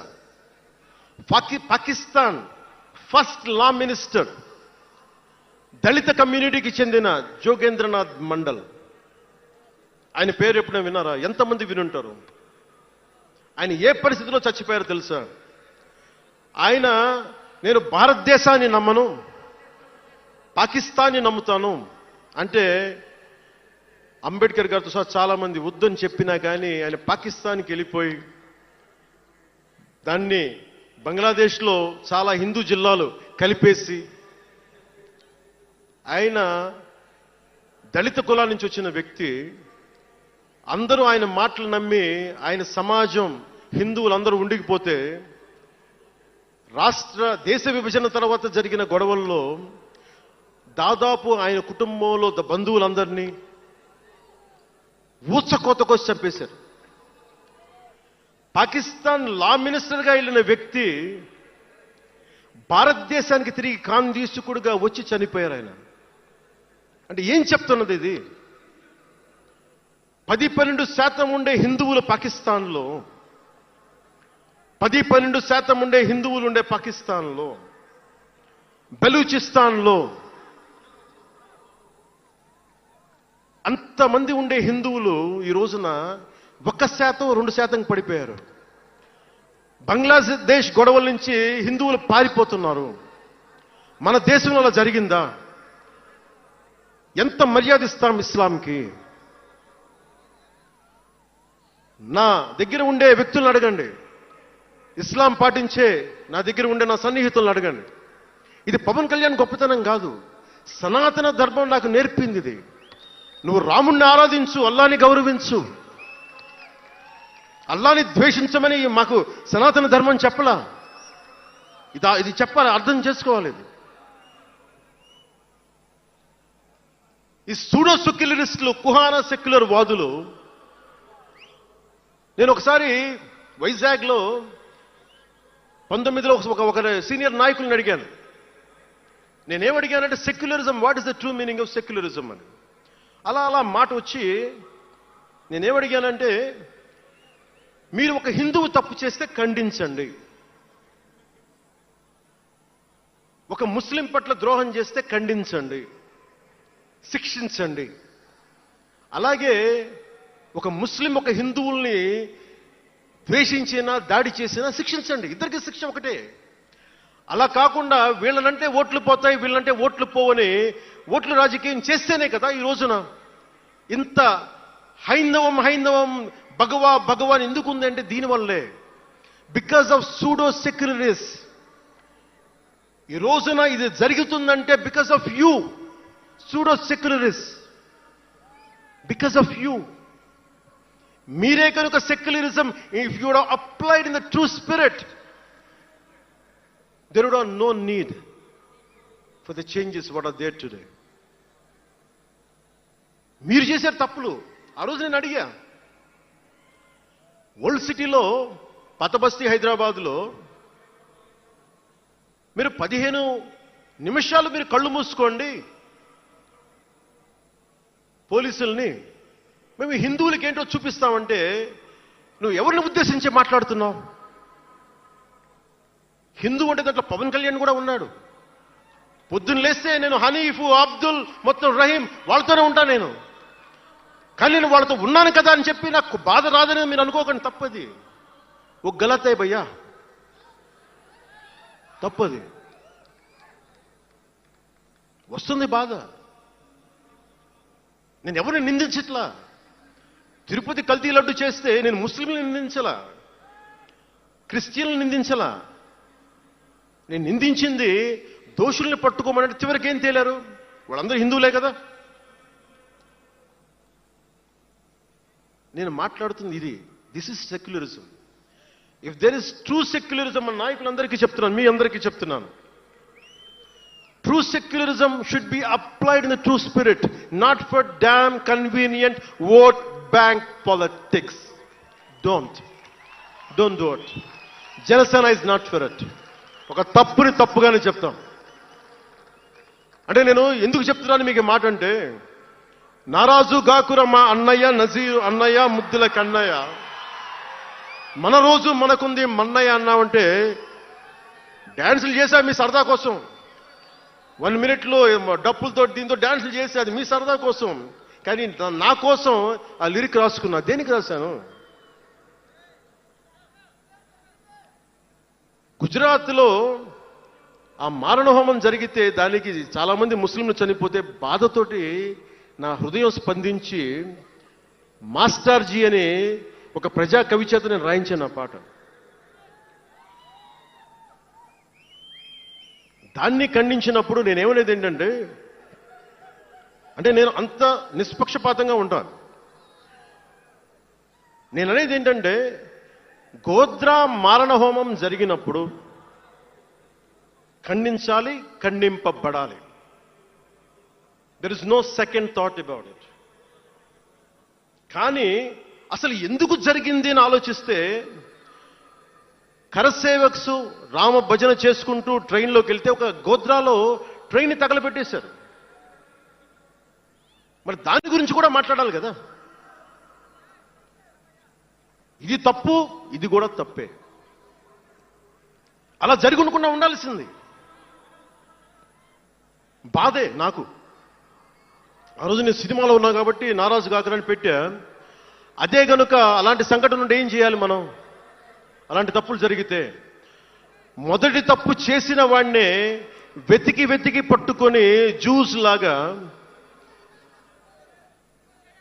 సెకండ్ వరల్డ్ వార్లో జర్మనీని ఎలాగా సౌత్ అమెరికాకి వెళ్ళినా ఎలా పట్టుకొని శిక్షించారో మొస్సాద్, అట్లాగా తప్పు ఎవడు చేయనండి, either is a Hindu or Muslim, ఎవరైతే మొదటి తప్పు చేశారో వాళ్ళని కనుక శిక్షిస్తే పర్యవసానమై ఉండవు. ఇది చాలా బలంగా ఆలోచించాలి. అంటే ఇవన్నీ ఎందుకు చెప్తున్నాను, ప్రతి ఒక్కరూ చాలా క్షుణ్ణంగా వినాలి. ఎందుకంటే భవిష్యత్తులో మీకు ఇవే పోరాటాలు. మీరు ఎమ్మెల్యేలు అయిపోయాం, మంత్రులు అయిపోయాం, అందరికీ కార్పొరేషన్ పదవులు వచ్చేసినాయి అంటే కాదు. ఇప్పుడు మనం వేసింది తొలి అడుగు మట్టుకే. నేను భారతదేశం కోసం చనిపోవడానికి సంసిద్ధంగా ఉన్నాను, గుర్తుపెట్టుకోండి. ఎందుకంటే నా ఇంటెన్సిటీ చాలా వైల్డ్గా ఉండదు. అంటే మాట్లాడితే సంస్కృతాన్ని తిడతారు, హిందీని మీరు రుద్దుతున్నారు, సౌత్లో దక్షిణాదిని అంటారు. అన్ని దేశ భాషలే కదా. మన తమిళనాడులో తమిళ్ హిందీ రాకూడదు అంటుంటే నాకు అనిపించింది మనసులో ఒకటే, అప్పుడు తమిళ సినిమాల్ని హిందీలోకి డబ్ చేయకండి. డబ్బులేమో హిందీ నుంచి కావాలి, ఉత్తరప్రదేశ్ నుంచి డబ్బులు కావాలి, బీహార్ నుంచి డబ్బులు కావాలి, ఛత్తీస్గఢ్ నుంచి డబ్బులు కావాలి, కానీ హిందీ మాకు వద్దంటే అదే న్యాయం. పనిచేసే వాళ్ళందరూ మనకి బీహార్ నుంచి రావాలి, కానీ హిందీని ద్వేషిస్తానంటే ఎట్లా? ఇవన్నీ మారాలి కదా. అందుకని భాషల్ని ద్వేషించాల్సిన అవసరం లేదు.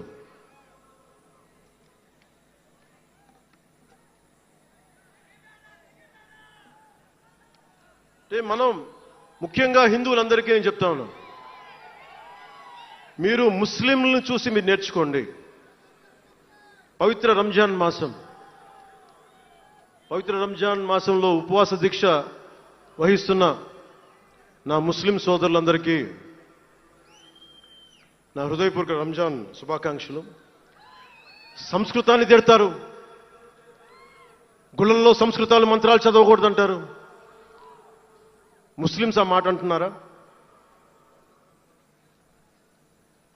అరబిక్లోనే కదా, ఐదర్ హిందూ ముస్లిం, ఐదర్ ఆంధ్రప్రదేశ్లో ముస్లిం కావచ్చు, తెలంగాణలో ఉన్న ముస్లిం కావచ్చు, తమిళనాడులో ఉన్న ముస్లిం కావచ్చు, అరబిక్లోనే కదా మంత్రాలు చదువుతారు, ప్రార్థిస్తారు.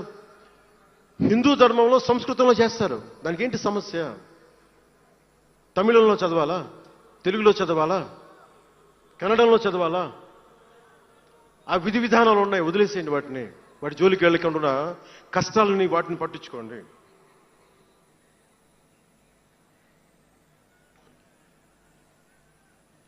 మాట్లాడితే భారతదేశాన్ని ఉత్తరం దక్షిణం అంటూ ఉంటారు.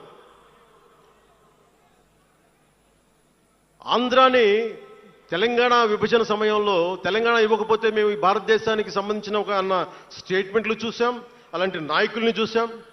ఆంధ్రాని విభజిస్తుంటే ఆంధ్ర వాళ్ళు మేము ఇక్కడ సంబంధం లేదు, మేము భారతదేశంలో ఉన్నవన్న స్వయం నాయకులు నా దగ్గర అన్నారు. అంటే తెలంగాణ ఇవ్వకపోయినా, ఆంధ్ర ఇవ్వకపోయినా, విడగొట్టినా మేము భారతదేశంలోంచి విడిపోతామన్న మాటలు మీరు ఎలా మాట్లాడతారు? అంటే ప్రతి ఒక్కరికి కోపం వచ్చినప్పుడల్లా కట్ చేయడానికి భారతదేశం ఏదైనా కేక్ ముక్కడ్డా మీ అందరికీ? కట్ చేయడానికి, భారతదేశ సమగ్రతని విధ్వంసం చేయడానికి ఒక్కడు ఉంటే నాలాంటి వాళ్ళు 10 కోట్ల మంది బయటకు వస్తారు. తస్మాత్ జాగ్రత్త. నార్త్ సౌత్ డిబేట్కి నా సమాధానం ఒకటే. ఉత్తరాదిన ఉన్నది హిమాలయాల్లో, ఉత్తరాదినున్న హిమాలయాల్లో ఉంది పరమశివుని కైలాసం. దక్షిణాదిన ఆయన కుమారుడు కుమారస్వామి మురుగన్ నివాసం. ఈ దేశాన్ని విడగొట్టే ధైర్యం, సాహసం ఎవ్వడికి ఉందని నేను అనుకోను. ఆ భయం నాకు లేదు. వారు ఎంచుకున్న ప్రదేశం ఈ భారతదేశం. అలాంటి దేశాన్ని విడగొట్టాలి అనుకుంటే ఒకసారి ఆలోచించి మాట్లాడండి. భాష వేరు, భావం వేరు. మీరు బయట వారు, మేము లోపల వారం. మీరు ఉత్తరాది వాళ్ళు తెల్లగా ఉంటారు, మేము దక్షిణాది వాళ్ళు నల్లగా ఉంటామంటే, మా ఇంట్లోనే ఒకళ్ళు, మా అన్నయ్య 6 అడుగులు 2 అంగుళాలు 3 అంగుళాలు, నేనేమో 5 అడుగులు 9-10 అంగుళాలు నేను. మా బంధువుల్లో అన్ని రకాల వాళ్ళు ఉంటాం. కొంతమంది నల్లగా ఉంటాం, కొంతమంది తెల్లగా ఉంటాం. ఏం చెప్తాం దీనికి? అర్థం పర్థం లేని మాటలేంటి ఇవన్నీ? ఇలాంటి మాటలతోటి దేశాన్ని విచ్ఛిన్నం చేయకండి. రాజకీయ వైరుధ్యాలు వేరు, ఆ వైరుధ్యాలు ఉండడం సహజం. వైరుధ్యాలు ఉన్నాయి అనే నెపం మీద దేశాన్ని ముక్కలు చేయకండి. దక్షిణాదినున్న సెంగోల్, ఉత్తరాదినున్న ఢిల్లీ పార్లమెంట్లో ఉంది. ఒకవేళ వైరుధ్యం వస్తే వేర్పాటువాదం విడిపోమని కాదు, అది కాదు, కలిసి పరిష్కారం వెతకమని. డీలిమిటేషన్ ఉంది ఈ రోజున. డీలిమిటేషన్ జరిగితే పార్లమెంట్ సీట్లు దక్షిణాదికి తగ్గిపోతాయి అంటే అసలు తగ్గుతాయా లేదని డిస్కషన్ పెట్టండి. దానికి నేను రూపీ సింబల్ మార్చేస్తాను, నా భాషలో పెడతానంటే అప్పుడు మేము తెలుగులో కూడా పెట్టాలి, దానికి కన్నడ వాళ్ళు కన్నడలో పెట్టాలి, గుజరాతీ వాళ్ళు గుజరాతీలో పెట్టాలి, మహారాష్ట్ర వాళ్ళు మహారాష్ట్రలో పెట్టాలి. దేనికైనా ఒక వివేకం, ఆలోచన ఉండద్దా?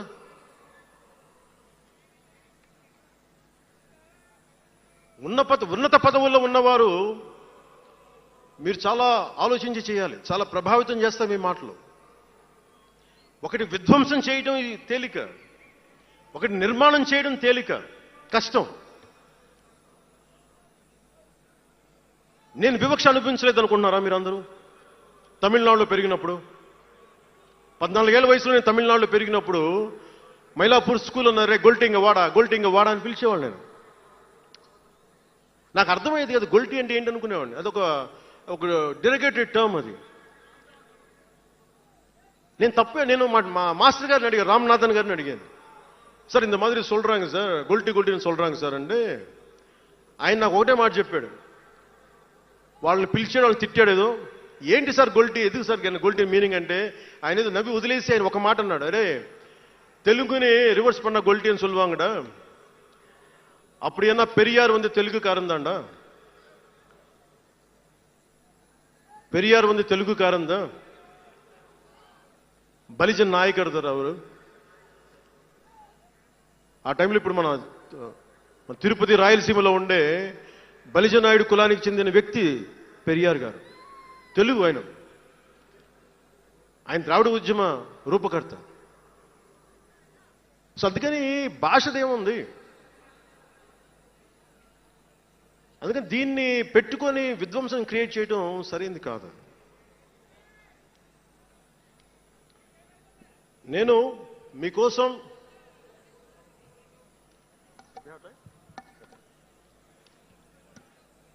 జన సైనికులకి, వీర మహిళలకు, నాయకులకు, అండగా ఉన్న శ్రేయోభిలాషులకు, ఆదరించిన ప్రజలకు, నమ్మి నిలబడ్డ సహచరులకు ఒకటే చెప్పదలుచుకున్నాం, మీరే నా బంధం, మీరే నా అనుబంధం, మీరే ఈ జనసేనానికి రక్త సంబంధం.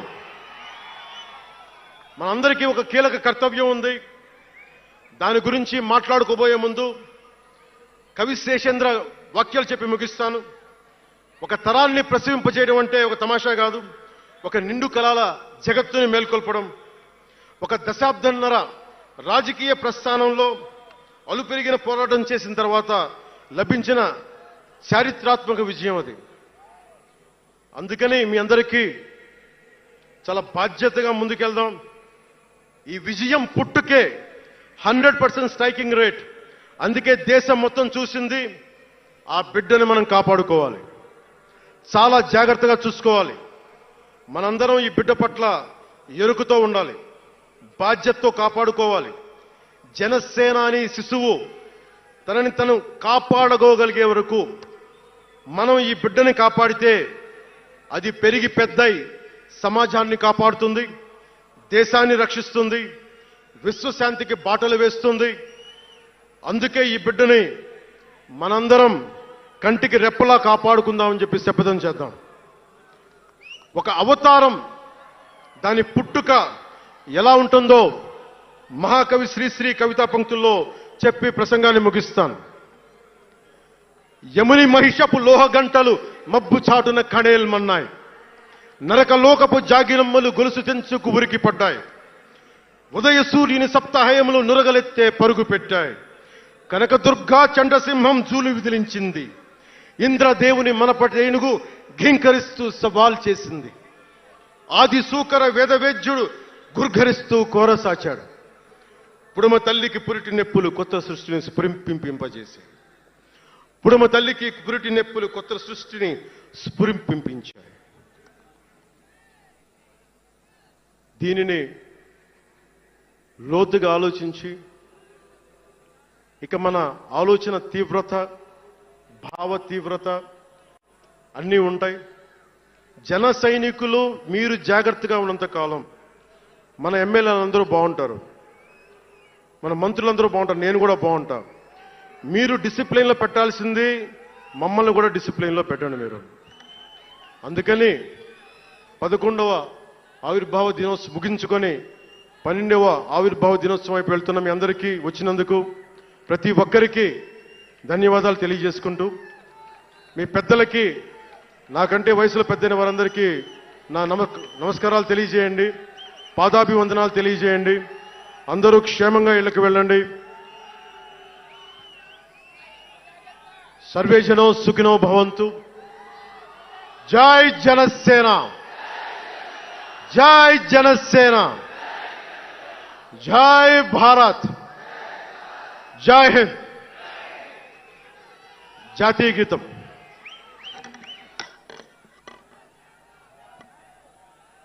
जनगण मन अधिनायक जय हे भारत भाग्य विधाता. पंजाब सिंध गुजरात मराठा द्राविड उत्कल बंगा. विंध्य हिमाचल यमुना गंगा उच्चल जलधि तरंगा. तव शुभ नामे जागे, तव शुभ आशीष मांगे. गाहे तव जय गाथा. जनगण मंगलदायक जय हे भारत भाग्य विधाता. जय हे, जय हे, जय हे, जय जय जय जय हे. जय हिंद.